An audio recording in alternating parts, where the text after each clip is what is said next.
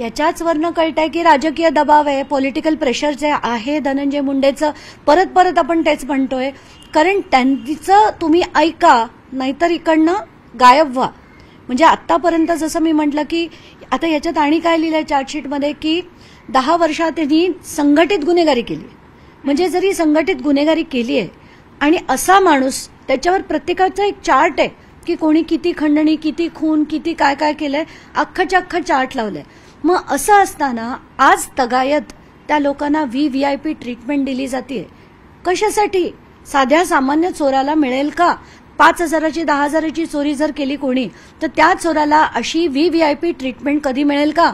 का नाही, का मिळते आता कराडला? कारण धनंजय मुंडेंचे सारथी आहेत ते. म्हणून मी पहिल्या दिवशीपासून म्हणते की धनंजय मुंडेंचा राजीनामा झाला तरच ही योग्य दिशा मिळेल. आत्ताच्या घटकेला पण मी जेवढं चार्जशीट वाचली आहे, जी कॉपी मी वाचली आहे, त्याच्यात मला सुरुवात कुठे झाली, खंडणीची मागणी कुठे झाली, व्यवहार कुठे झाला, हे आत्ता लिहिलेलं मला दिसत नाहीये.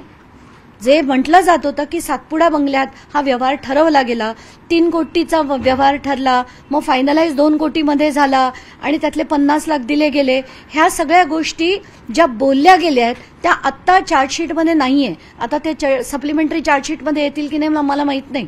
पण हे सगळं ज्या ज्या आता मुद्दे आहेत ते मी सगळे लिहून काढणार आहे आणि धनंजय देशमुखांना देणार आहे.